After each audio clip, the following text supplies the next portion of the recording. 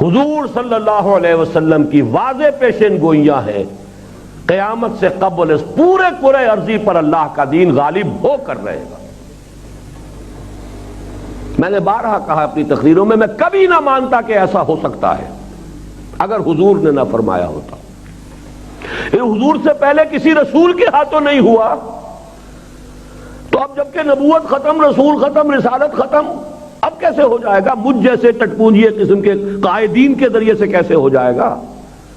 جبکہ انبیاء کے ہاتھوں نہیں ہوا، موسیٰ کے ہاتھ سے نہیں ہوا، عیسیٰ کے ہاتھ سے نہیں ہوا، ابراہیم کے ہاتھ سے نہیں ہوا، نوح کے ہاتھ سے نہیں ہوا، کیسے ہو جائے گا؟ میں کبھی نہ مانتا، لیکن ماننا پڑتا ہے۔ خبر دی ہے الصادق المصدوق محمد رسول اللہ، لا يبقى على ظهر الارض بیت وبر ولا مدر الا ادخل اللہ کلمۃ الاسلام۔ روایت مسند احمد کی، مقداد ابن اسود اس کے راوی،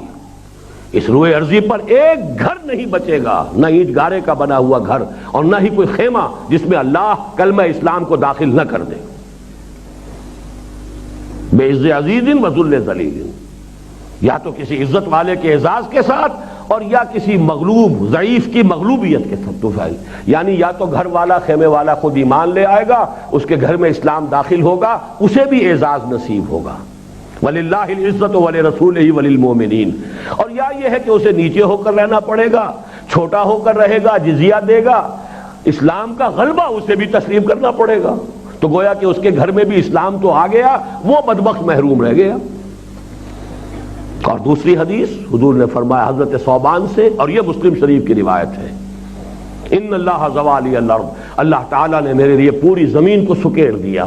فرائیت مشارقہا و مغاربہا، میں نے اس کے سارے مشرق دیکھ لیے، سارے مغرب دیکھ لیے، وَإِنَّ أُمَّتِي سَيَبْلُغُ مُلْكُهَا مَا زُوِّئَ لِي مِنْهَا، اور سن لو میری امت کی حکومت ان تمام علاقوں پر قائم ہو کر رہے گی کہ جو مجھے سکیڑ کر دکھا دیے گئے۔ بہرحال ان دو حدیثوں کے بعد مجھے تو قطعاً کوئی شک نہیں ہے کہ یہ ہو کر رہنا ہے۔